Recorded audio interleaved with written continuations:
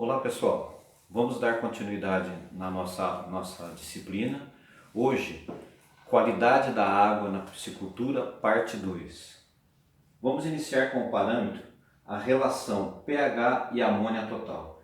Esses dois parâmetros, eles caminham juntos. Amônia.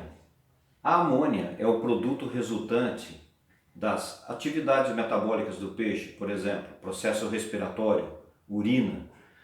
A excreção, o peixe elimina fezes no tanque. Essas fezes se decompõem e no processo de decomposição libera amônia.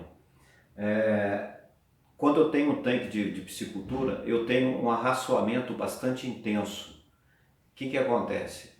Boa parte dessa ração o peixe ingere e assimila. Parte dessa ração que ele ingeriu não é digerida, ela é liberada nas fezes, juntamente também com parte da ração que é desperdiçada. E o que acontece? No processo de decomposição é liberada amônia dentro da água. E o que a gente começa a observar? Existem duas formas dessa amônia. A amônia livre NH3, que é gasosa, e a amônia NH4, que é combinada. A amônia NH4, que é a combinada, ela é praticamente inofensiva. Por outro lado, a amônia na forma de NH3 gasosa, essa é tóxica, porque é inclusive mais solúvel na água do que o próprio oxigênio. E qual é a relação que ela tem com o pH da água? Simples, quando o pH da água está abaixo de 8, ou melhor, está 8 ou abaixo de 8, ela está toda na forma de NH4. Por outro lado, quando o pH da água começa a subir num parâmetro acima de 8, essa amônia na forma de NH4 começa a se transformar em NH3. Sendo que eu posso dizer que quando eu tiver um pH na faixa de 10,5, eu tenho 100% da amônia na forma tóxica. Tá? Então é imprescindível que eu observe ou acompanhe bem o pH da água diariamente para mim observar o comportamento também da amônia. O que a gente pode dizer? Bom, primeira coisa, a faixa ideal para cultivo de peixes, em termos de pH, gira em torno de 7 a 9. Quando essa variação começa a extrapolar, ou seja, variando de 6,5, 6 até 10, eu tenho uma variação de 4 pontos e ela começa a ser problemática. Por quê? Porque eu já começo a ter uma quantidade maior de amônia tóxica. Então, o que eu preciso fazer? Eu preciso controlar o pH da água. Controlando o pH da água, automaticamente eu estou verificando o tamponamento da água, que seria os íons carbonato. E como que eu resolvo isso? De uma forma muito simples. É só eu verificar o valor de pH. Se ele estiver fora do parâmetro que eu preciso, eu vou corrigir com calcário. É a calagem do tanque que a gente vai ver daqui a pouquinho. Tá? O que eu posso falar para vocês é o seguinte: quando eu tenho valores de amônia tóxica NH3 acima de 0,2 mg por litro, não há mortandade de peixe. Porém, há uma diminuição do crescimento. Por quê? Porque o peixe ingere menos alimento, porque esse ambiente não está ideal para ele. Porque eu tenho uma quantidade de nitrogênio amoniacal que se dissolve competindo pelo oxigênio na água. Tá? E também cai um nível de tolerância a doenças. Por outro lado, quando eu tenho pH, ou melhor, nitrogênio amoniacal entre 0,7 a 2,4 mg por litro, a coisa pode complicar, eu posso ter mortandade de peixe, correto? Por isso que, voltando lá na parte de patologia, se há uma queda de temperatura, se há algum problema que o peixe não ingere alimentos, eu preciso tomar cuidado no arraçoamento. Porque se eu jogar ração, o animal não come, o que vai acontecer? Simplesmente esse material começa a se transformar em em outros elementos, mas principalmente no nitrogênio amoniacal. Como que a gente determina o pH para a gente poder trabalhar bem esse parâmetro? Bom, a determinação do pH ela pode ser realizada de uma forma bastante simples. pH de piscina, aqueles kits colorimétricos. Eu vou lá, pego em qualquer parte do tanque, na entrada, na saída, no meio, no fundo, eu pego uma amostra de água, coloco dentro do kit e coloco as gotinhas de reagente. A cor que eu encontrar ali, eu vou numa tabela e vejo o valor de pH e vejo a necessidade ou não de corrigir. Isso é um método bem simples. Por outro lado, eu posso ter ou utilizar um pHmetro, um pHmetro de campo. É um pHmetro bastante simples.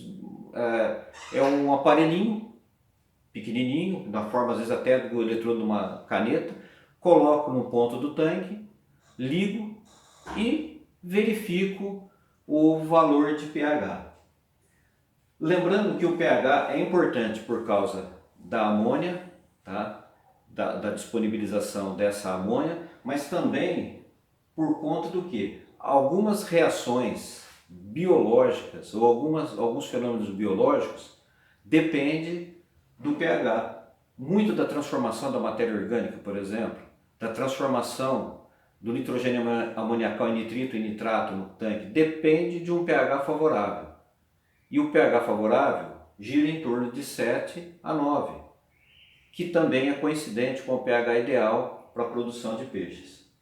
O que é normal eu encontrar? Eu posso ter águas, no Brasil eu vou ter, eu vou ter águas com caráter ácido. Por quê? Porque o Brasil ele tem um solo com caráter ácido. Por isso que o agricultor, quando vai trabalhar o solo, vai realizar o cultivo de alguma planta, há necessidade de fazer a calagem. Como a água está em contato com o solo lá no lençol freático, o que acontece? Várias propriedades físicas e químicas da água é afetada por essa característica de solo, dentre elas o próprio pH. Então, se eu não tomar cuidado, o que eu posso ter? Se eu tiver um pH da água variando entre 0 e 4,5, eu tenho ponto ácido de morte. O peixe não sobrevive. Por outro lado, se eu tiver um pH entre 9 a 14, eu posso ter o ponto alcalino de morte. Se eu tiver um pH entre 4,5 e 6,5, eu tenho um baixo crescimento do animal. Porque o ambiente, apesar de não ser letal, não é favorável ao desenvolvimento desse animal. Qual que é a faixa ideal? Entre 6,5 e 9. Na verdade, a gente coloca 6,5 para ter alguma tolerância, mas é 7 a 9. E muito simples de eu resolver o problema do pH e da amônia. É só eu fazer a calagem, ou seja, colocar calcário quando for necessário.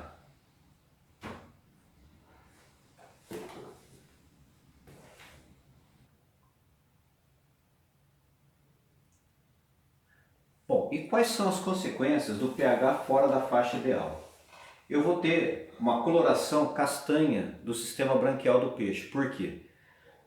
Tanto a alcalinidade quanto a acidez na água vão provocar um fenômeno de, vamos dizer assim, de queimar o sistema branquial. Então por isso que ele fica com uma coloração castanha.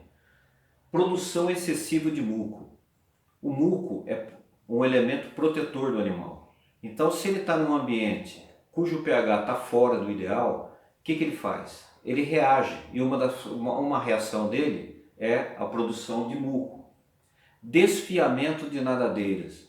Tanto o pH ácido como o pH alcalino promove esse desfiamento. Esse material ele começa a ser o quê? Podemos até dizer, de uma forma bastante rústica, uma queimadura, vamos dizer assim, uma corrosão do sistema branquial. Tá? Perda de apetite e baixo crescimento. Como o pH pode estar numa faixa fora do ideal e não comprometer o animal a fim de até matar esse animal, esse pH fora da faixa ideal promove o quê? Promove um ambiente inadequado. Então, ele perde o apetite e, consequentemente, tem um baixo crescimento.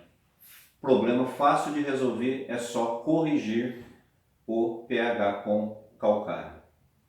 A alcalinidade é um parâmetro também que caminha junto com o pH da água. Se eu sei que eu tenho pH da água baixo, ou seja, abaixo de 7, eu sei que eu estou com a alcalinidade baixa.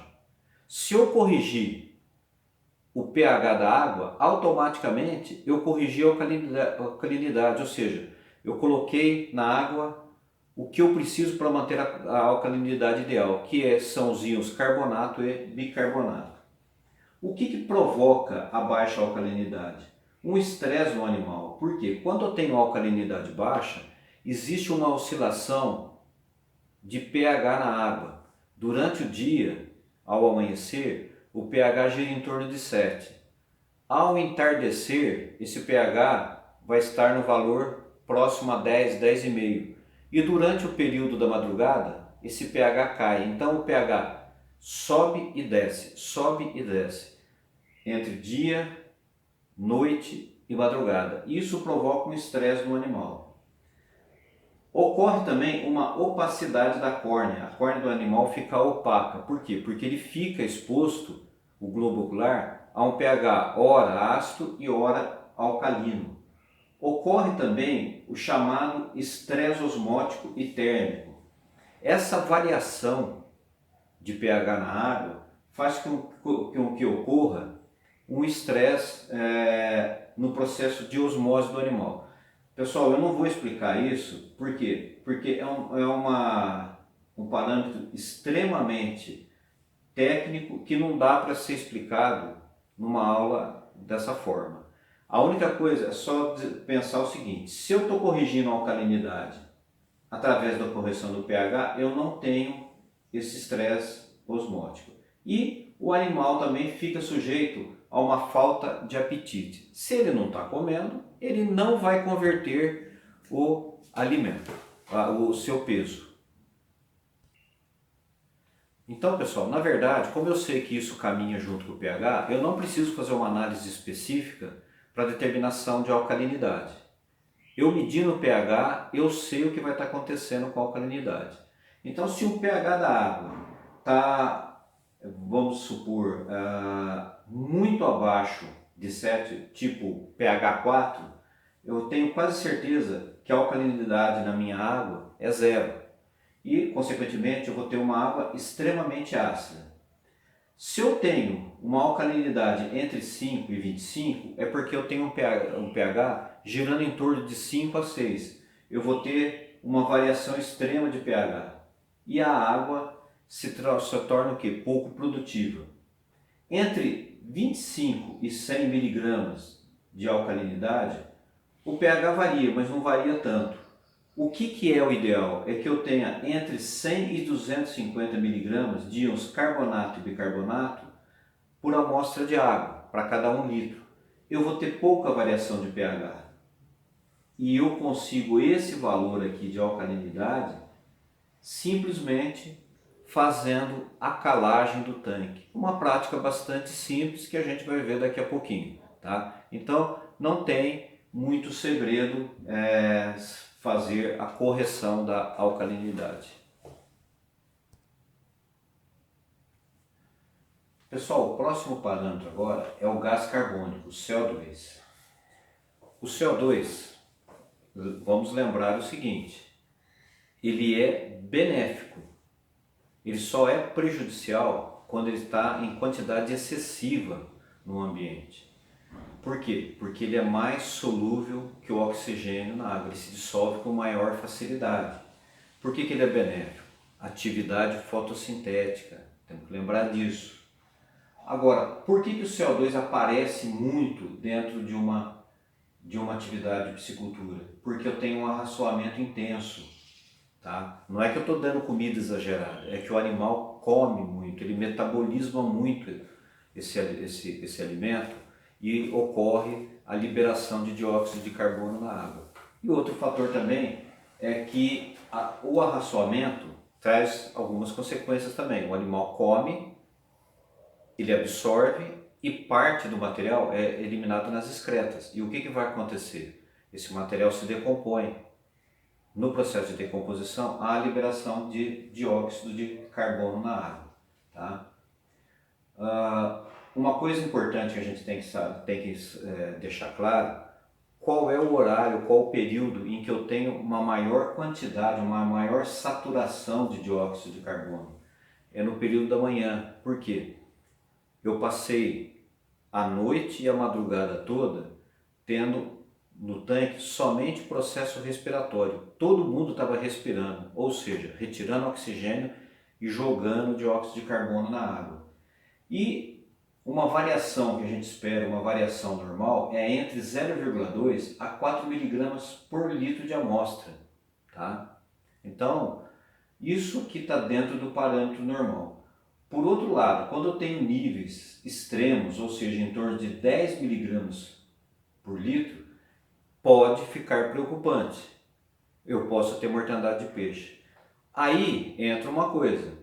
Quando eu tenho uma atividade de piscicultura, como por exemplo um tanque-rede, quando eu tenho aqueles tanques de pesqueiro onde eu tenho uma quantidade muito grande de animais, esse CO2 pode ser compensado colocando sistemas de aeração no ambiente, para que ocorra o quê? Para que ocorra, vamos dizer assim, a dissipação desse dióxido de carbono. Existem kits que medem o dióxido de carbono, tá? Na verdade, eu não preciso ter esse kit, porque se eu meço a taxa de oxigênio dissolvido, já é suficiente, tá? Então não há necessidade, mas existe o kit para medir. Bom, correção da qualidade da água. Tudo que a gente falou aqui agora, eu começo a resolver com procedimentos simples. E o primeiro procedimento simples é a calagem, tá? Qual que é a ação da calagem? Bom, primeira coisa é que a calagem tem uma ação antiparasitária. Lembrando lá da ictiopatologia, o que eu falei? Quando o pH da água está em torno de 7 a 9, é extremamente ideal para o peixe e muito, vamos dizer assim, é extremamente prejudicial ao parasito, ao patógeno. Assim como o pH abaixo de 7 começa a ser insatisfatório para o peixe, mas extremamente ideal para a parte patológica, tá? Então tem essa ação antiparasitária. Outra coisa também que a gente pode entender é que toda vez que eu tenho o pH corrigido, ou seja, trabalhando com ele entre 7 e 9, eu tenho uma boa atividade biológica do meio ambiente. Outra coisa, se eu faço a correção do pH, foi o que eu falei anteriormente, eu reforço o sistema tampão da água, ou seja, eu vou corrigir a alcalinidade da água, impedindo as variações extremas de pH. Uma outra coisa também que a calagem me ajuda, se eu tenho muita matéria orgânica no meu tanque, toda vez que eu faço uma calagem, eu posso precipitar essa matéria orgânica. E o que é precipitar? Fazer com que o material do calcário reaja com essa matéria orgânica, formando um precipitado que inativa esse material. Esse material é inativo, ele não vai se decompor mais, tá? E o próprio processo de nitrificação, que é a transformação do nitrogênio amoniacal em nitrito e nitrato. Isso é favorecido também pela ação da calagem. Bom, como que eu faço para mim corrigir o pH da água do tanque? Primeira coisa que nós vamos pensar é o seguinte: eu não faço apenas medição de pH levando em consideração a água. Por quê? Pessoal, a água ela está em contato com o solo, com o piso de terra do tanque. Então há uma interação entre o solo e a água, tá certo? Então esse é o primeiro princípio. O que eu preciso fazer? Eu preciso agora pensar como eu vou realizar essa aferição de pH. A primeira coisa que a gente vai pensar é o seguinte: a primeira calagem que eu faço no meu tanque é com o tanque vazio, sem peixe. Eu vou começar a minha produção. Então o que eu vou fazer? Eu vou pegar a amostra de solo no tanque, que está lá vazio, sem água, em diferentes pontos, misturar esse solo, tirar uma amostra de 100 gramas e misturar com 100 ml de água que vai abastecer o tanque. Aí eu vou lá e tiro o pH, certo? Aí eu venho nessa tabela. Se o pH da água for menor do que 5, eu vou utilizar cerca de 3 toneladas ou 300 gramas, 300 quilos de calcário para cada 1000 metros de espelho d'água. Ou posso usar 3 toneladas por hectare. Entre 5 e 6 eu vou utilizar 200 quilos de calcário para cada 1000 metros quadrados de espelho d'água. pH entre 6 e 7 eu vou utilizar 100 quilos de calcário para cada 1000 metros de espelho d'água, 1000 metros quadrados. Então é essa a tabelinha. Bom, eu coloquei a água, seguindo a recomendação da calagem, vou colocar meus peixes. Esse peixe vai ficar, dependendo do tipo de cultivo que eu faço, ele vai ficar até 1 ano. E aí, como que eu faço a calagem? Eu esvazio o tanque, tiro os peixes, faço calagem? Não. A gente vai fazer a calagem com os peixes lá dentro. Não oferece nenhum risco para o animal. O que eu vou fazer? Semanalmente, eu vou lá, eu coleto uma amostra de água. Agora eu não preciso pegar o solo, porque eu não tenho, o solo está embaixo. Mas a água está interagindo com o piso do tanque, com as laterais. Eu vou lá semanalmente e coleto a amostra de água. Se ela começar a flutuar, ou seja, ficar entre 6 e 7, eu vou fazendo as correções, tá? E da mesma forma com o tanque vazio, eu espalho esse calcário por toda a superfície do tanque. Eu não posso jogar num ponto só, tá? Então, é o tanque seco. Eu vou lá, jogo o calcário em cima no piso do tanque, tá? Coloco água e vou fazer o cultivo. O tanque está cheio, estou produzindo, está tudo certinho. O que eu faço? Eu vou lá semanalmente, coleto a amostra, meço o pH e vou corrigindo com o peixe lá dentro. Da mesma forma, eu vou pulverizar o calcário ou jogar o calcário por toda a superfície do meu tanque, tá? Então essa é a prática da calagem. Aí alguém poderia perguntar, e o tanque rede, que é aquelas gaiolas que são colocadas em represas? Como que eu corrijo o pH da água? Pessoal, nesse caso não há necessidade de correção. Por quê? Porque como esse ambiente já está lá, ele já adquiriu uma estabilidade biológica e naturalmente o pH daquele ambiente fica entre 7 e 9, diferente do nosso aqui.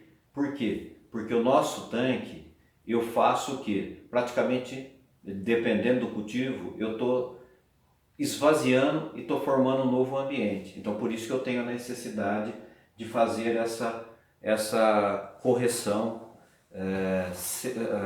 baseado no quê? Na coleta de amostra semanal. Pessoal, outro parâmetro importante que eu preciso trabalhar é com a adubação do tanque. Por que eu preciso fazer adubação?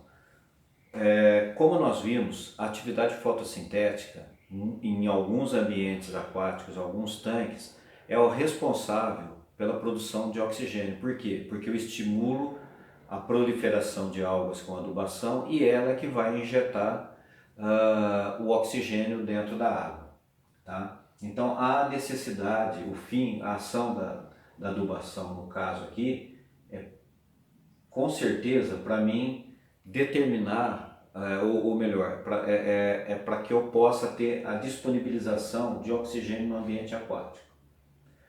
Qual é o tipo de adubo se aplicar? Bom, existe duas possibilidades. eu posso trabalhar com adubação orgânica e com adubação química. Tá? A adubação química, na verdade, eu posso ter que corrigir o pH com mais frequência. Por quê? Por causa da sua característica. A preferência é a adubação orgânica. Por quê? Porque a adubação orgânica tem todos os nutrientes que o ambiente vai precisar e de uma forma equilibrada, tá certo? Então, só que eu tenho que ter critério. Eu não posso pegar qualquer tipo de esterco, de qualquer tipo de dejeto.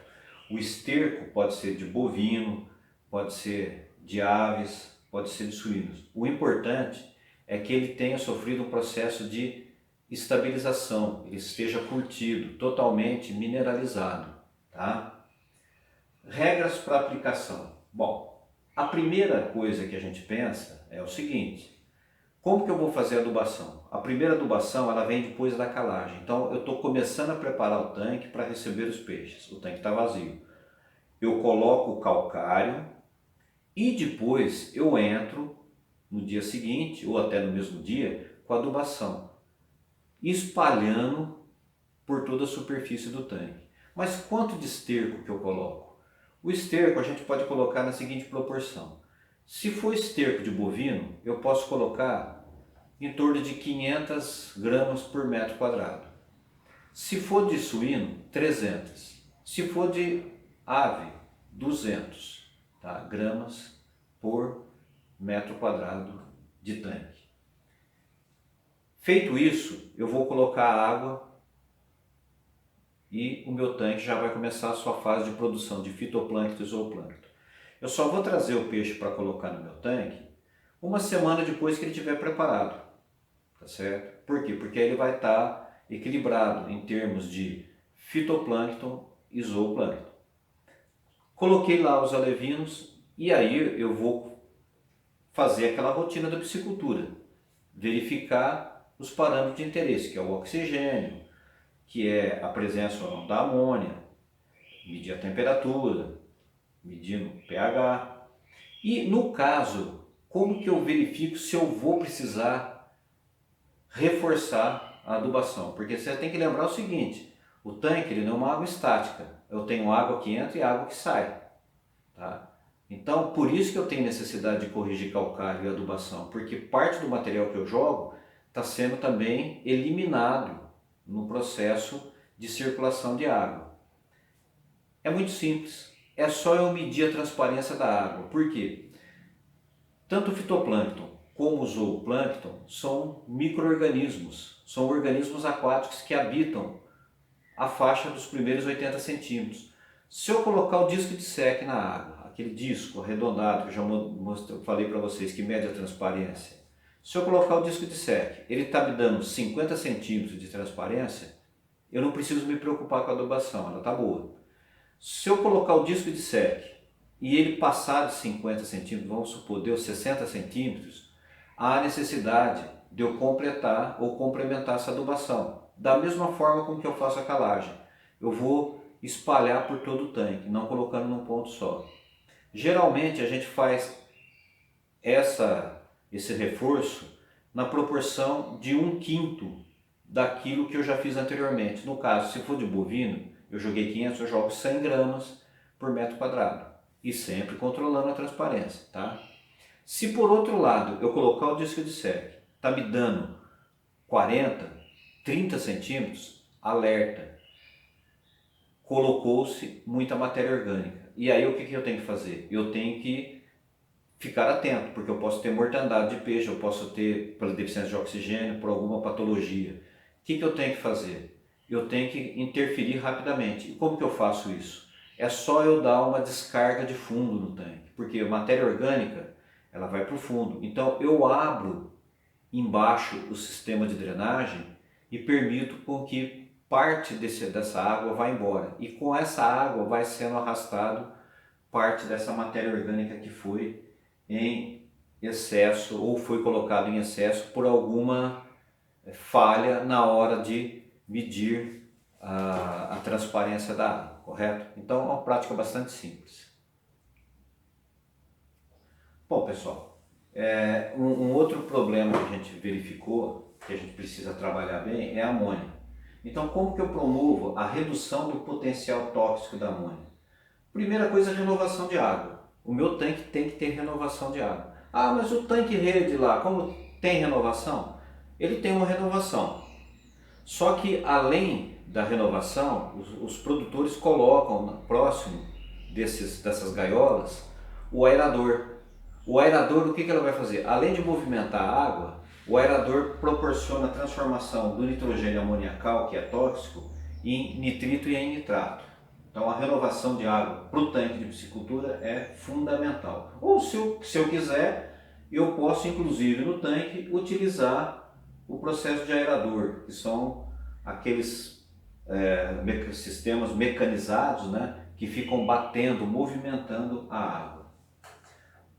Outra coisa também é trabalhar bem o pH. Se eu trabalhar bem os valores de pH, a distribuição nitrogênio tóxico, o NH3 e NH4 vai ficar em equilíbrio. E uma outra coisa que nenhum piscicultor deve fazer, aplicação de algicida. Ah, eu tenho excesso de algas no meu tanque, eu estou com medo de ter deficiência de oxigênio. Eu vou pôr o algicida. Quando ele joga o algicida, ele mata todas as algas. Matando todas as algas, além dessas algas, ao se decompor, liberar uma grande quantidade de dióxido de carbono, libera também muita amônia. Então, não utilizar algicida. Se eu tenho um excesso de algas, é porque eu estou tendo um excesso de adubação. Então, eu suspendo a adubação e promovo renovação da água, certo? Outro problema sério, a redução do potencial tóxico do gás carbônico, do dióxido de carbono, que seria o CO2. O que acontece? Eu preciso tomar muito cuidado com o arraçoamento. Se o meu peixe não está comendo por alguma razão e eu continuar ofertando a mesma quantidade de material, o que vai acontecer? Eu vou ter uma decomposição excessiva de material dentro do tanque, que é inclusive essa ração. Então, lógico, se eu estou tendo diminuição na ingestão de alimentos, eu paro o fornecimento. Outra coisa é a morte súbita do fitoplâncton, causado, como eu falei agora há pouco, aí, ó, jogo o algicida, é a morte súbita, eu mato tudo de uma vez. Além da amônia, eu tenho dióxido de carbono. Outra coisa, mas eu vejo lá no pesqueiro, tem uma grande quantidade de peixe para o pessoal ir lá e fazer a pesca. Como que eles fazem com dióxido de carbono? Ele coloca o sistema de aeração, porque o sistema de aeração vai praticamente provocar a difusão, ou seja, a expulsão do CO2. E uma coisa importante, para mim manter o dióxido de carbono em equilíbrio, é eu manter o sistema tampão, ou seja, alcalinidade equilibrada, que eu consigo através de uma manutenção ideal do pH da água. Pessoal, reciclagem dos resíduos. A piscicultura, por mais controlada que ela seja, o meu tanque vai formar resíduos. O que é esse resíduo que eu estou falando? É a excreção do peixe. O peixe come e ele tem que eliminar, tá certo? E aí, eu posso dizer o seguinte, que uma das principais fontes de resíduos orgânicos é a própria excreção do peixe. Agora, um dado interessante. Existe uma característica no arraçoamento. Nem toda a ração que o peixe come, ele digere. Isso está relacionado com a digestibilidade. A digestibilidade do peixe gira em torno de 70% a 75%, dependendo da qualidade da ração. O que significa isso?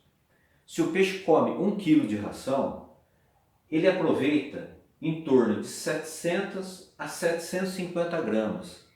O resto é eliminado nas fezes. E o que acontece? Esse material que não é digerido promove um consumo do oxigênio dissolvido do seu processo de decomposição. Além de eliminar dióxido ou o gás carbônico, também há a liberação da amônia e do nitrito, que é tóxico. Então, o que eu tenho que verificar? Eu tenho que sempre trabalhar com a minha ração de qualidade, para mim ter a digestibilidade em torno de 75%. E muitas vezes eu devo colocar, ou é recomendável colocar no meu tanque, um peixe detritivo, que no caso é a tilápia. Então eu crio o pacu, mas não necessariamente eu vou deixar só o pacu no tanque. Eu posso colocar um pequeno percentual de tilápia, que é um peixe detritivo. E o que ela faz? Ela se alimenta desse material que o pacu não digeriu, que ele eliminou nas fezes dele. Então é um fator importante eu tentar vencer essa digestibilidade, tá certo? Então eu tenho que pensar muito na excreção do animal, enquanto ele excreta. E uma outra coisa que interfere na digestibilidade é o seguinte: é recomendado para mim, por exemplo, dar uma determinada quantidade de ração para os meus animais. Se eu pegar essa ração para o meu animal e dividir em 2 vezes ao dia, de manhã e à tarde, eu tenho uma taxa de digestibilidade. Se eu dividir em 3, essa digestibilidade ela vai aumentar. Se eu dividir em 4, ela melhora mais ainda, tá certo?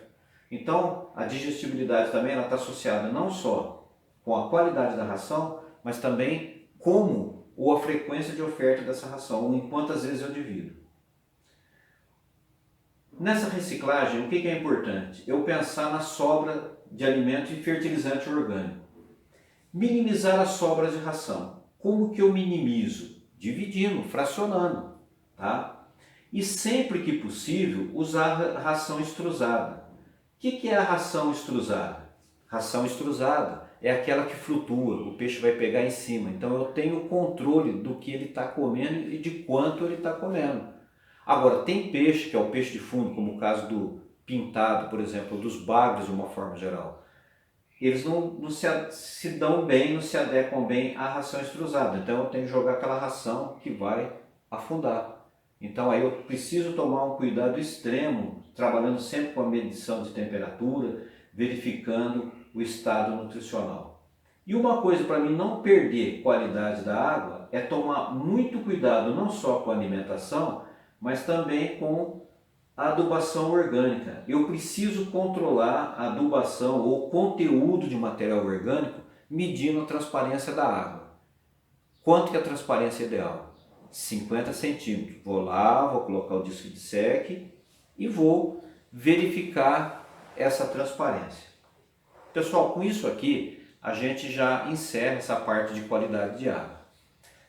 No material que eu vou disponibilizar para vocês, eu também vou colocar alguma coisa adicional para melhorar o entendimento de vocês dentro desse capítulo que é o controle da qualidade de água. Valeu, pessoal, até mais.